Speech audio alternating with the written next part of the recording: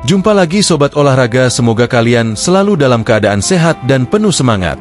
Hari ini kita punya kabar terbaru seputar Timnas Indonesia yang sayang banget kalau dilewatkan. Berikut berita lengkapnya. Sadil Ramdhani berambisi kembali ke Timnas Indonesia di era Patrick Kluivert.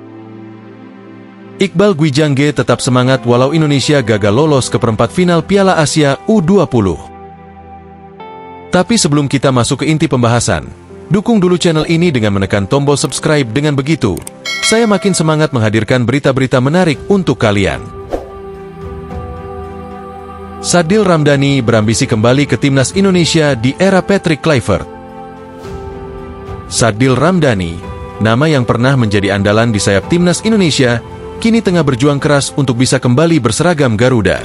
Setelah cukup lama tidak mendapatkan panggilan ke skuad nasional, Sadil tetap optimis dan terus berusaha menunjukkan performa terbaiknya di Liga Malaysia bersama Sabah FC.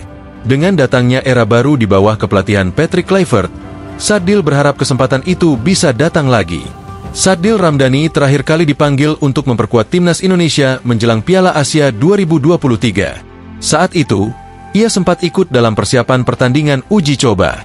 Sayangnya, nasib kurang berpihak padanya. Ia harus tersingkir pada tahap akhir seleksi dan belum lagi mendapat kesempatan untuk tampil di level internasional sejak saat itu. Namun, hal tersebut tidak membuat Sadil patah semangat. Ia justru semakin termotivasi untuk bekerja keras dan membuktikan bahwa dirinya masih layak berada di jajaran pemain top Indonesia. Bermain di Liga Malaysia bersama Sabah FC, Sadil terus menunjukkan konsistensi di lapangan. Ia dikenal sebagai pemain yang memiliki kecepatan dan kemampuan dribble di atas rata-rata, membuatnya menjadi ancaman serius bagi lini pertahanan lawan. Sejak bergabung dengan Sabah FC, Sadil berhasil menjadi pemain kunci dengan kontribusi gol dan assist yang cukup signifikan. Ia juga menjadi salah satu pemain asing yang paling konsisten di Liga Malaysia, menunjukkan profesionalisme dan dedikasinya dalam setiap pertandingan. Meski berada jauh dari tanah air, Sadil tetap mengikuti perkembangan Timnas Indonesia. Ia mengaku kagum dengan kemajuan yang ditunjukkan skuad Garuda dalam beberapa tahun terakhir, terutama di bawah kepemimpinan Shin Tae-yong. Sadil merasa bangga melihat Timnas semakin kompetitif di tingkat Asia dan berharap bisa ikut ambil bagian dalam perjalanan menuju Piala Dunia 2026. Kini, dengan kedatangan Patrick Kluivert sebagai pelatih baru Timnas Indonesia, peluang Sadil untuk kembali terbuka lebar.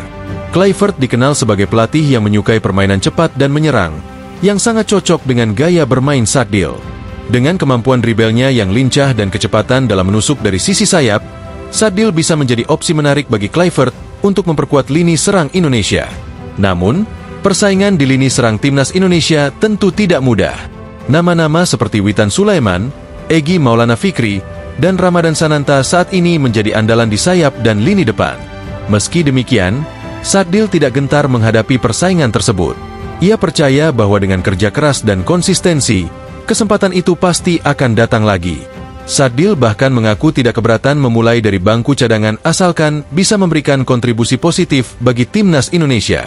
Selain fokus pada performa individu, Sadil juga mengakui bahwa atmosfer sepak bola Indonesia semakin berkembang pesat di bawah kepemimpinan Erick Thohir sebagai Ketua Umum PSSI. Ia melihat adanya perubahan positif dalam pengelolaan Timnas dan liga domestik yang semakin kompetitif.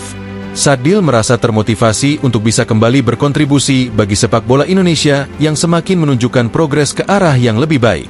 Saat ini, Sadil masih terikat kontrak dengan Sabah FC hingga April 2025. Meski mantan pelatihnya, Ong Kim Sue, kini melatih Persis Solo, Sadil tetap memilih untuk menghormati kontraknya dan melanjutkan karirnya di Malaysia.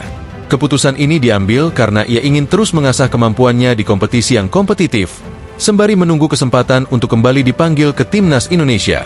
Ambisi Sadil Ramdhani untuk kembali ke Timnas Indonesia tidak hanya didorong oleh keinginan pribadi, tetapi juga oleh rasa tanggung jawab untuk mengharumkan nama bangsa. Ia merasa memiliki hutang untuk memberikan yang terbaik bagi Indonesia setelah sekian lama tidak mendapatkan panggilan. Oleh karena itu, setiap kali bermain untuk Sabah FC, Sadil selalu memberikan performa maksimal sebagai bukti keseriusannya untuk kembali berseragam Garuda. Kini, semuanya bergantung pada keputusan Patrick Kluivert dan staf pelatih Timnas Indonesia. Jika Kluivert bisa melihat potensi yang dimiliki Sadil, bukan tidak mungkin pemain berbakat ini akan kembali menghiasi lini serang Indonesia dalam waktu dekat. Sadil pun siap bekerja keras dan beradaptasi dengan strategi baru di era kepelatihan Kluivert. Dengan usia yang masih muda dan pengalaman bermain di luar negeri, Sadil Ramdhani masih memiliki peluang besar untuk menjadi andalan timnas Indonesia.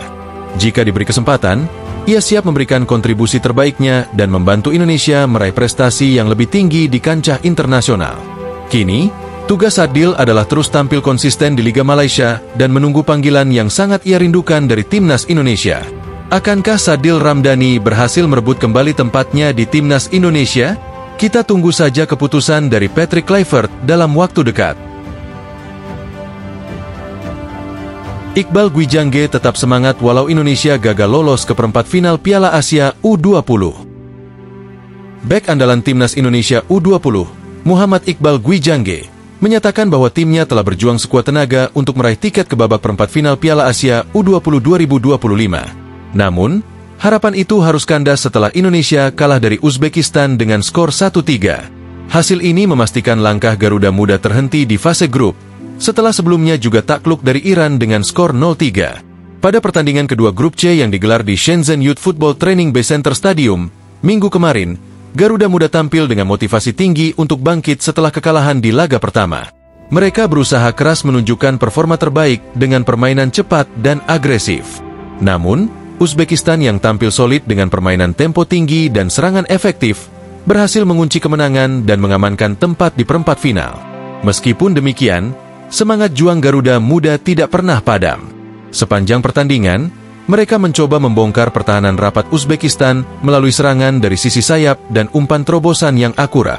Beberapa peluang emas berhasil tercipta, namun ketangguhan lini belakang lawan dan penyelesaian akhir yang kurang efektif membuat mereka gagal memanfaatkan kesempatan tersebut.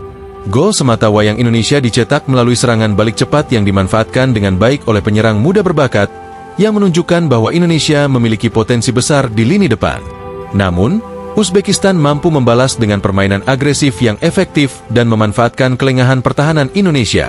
Iqbal Gwijangge, kapten tim yang tampil solid di lini belakang, mengakui bahwa timnya menghadapi lawan yang lebih unggul dalam hal kekuatan fisik dan kecepatan. Namun, ia tetap bangga dengan perjuangan tim yang tidak pernah menyerah hingga peluit akhir dibunyikan. Kami sudah berusaha sekuat tenaga dan bermain dengan hati. Kami belajar banyak dari pertandingan ini dan akan terus berjuang untuk menjadi lebih baik, ujar Iqbal seusai pertandingan. Hasil ini menjadi kekalahan kedua bagi Indonesia di fase grup. Dengan dua kekalahan tersebut, Indonesia belum mengumpulkan poin sama sekali, sementara Uzbekistan dan Iran telah mengamankan tempat di perempat final setelah meraih 6 poin dari 2 laga. Meski gagal lolos ke babak selanjutnya, para pemain muda Indonesia mendapatkan pengalaman berharga dalam menghadapi lawan kuat di level Asia.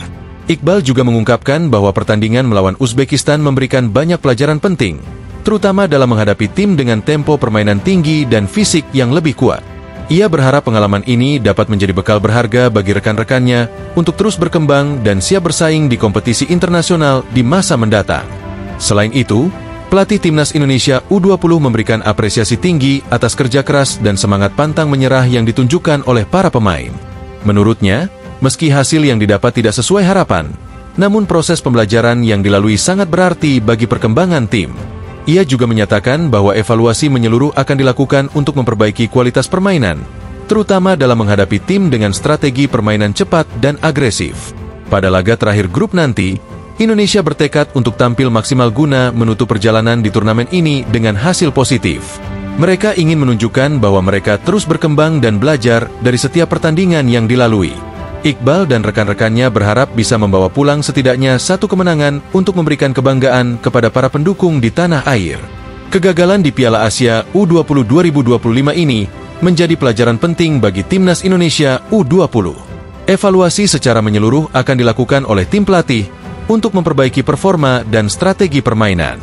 Mereka juga berencana meningkatkan aspek fisik dan mental pemain agar lebih siap menghadapi kompetisi di level Asia yang penuh tantangan. Iqbal Gwijangge menegaskan bahwa meski gagal lolos ke perempat final, semangat mereka tidak akan padam.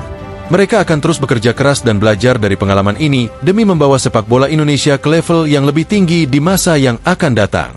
Semangat juang dan mentalitas pantang menyerah yang ditunjukkan oleh Garuda Muda menjadi bukti bahwa sepak bola Indonesia memiliki masa depan yang cerah dan penuh harapan. Dengan persiapan yang lebih matang dan pengalaman yang didapatkan dari turnamen ini, Garuda Muda diharapkan dapat kembali bersinar di ajang internasional lainnya. Para pemain muda ini diharapkan menjadi tulang punggung masa depan sepak bola Indonesia yang siap bersaing dengan negara-negara kuat di Asia dan dunia. Nah, itulah pembahasan kita kali ini. Semoga bisa menambah wawasan dan memberikan informasi yang bermanfaat untuk kalian semua. Jangan lupa terus dukung channel ini dengan like, share, dan subscribe agar kami semakin semangat menghadirkan konten menarik lainnya. Sampai jumpa di video selanjutnya. Tetap semangat dan dukung terus sepak bola Indonesia. Terima kasih.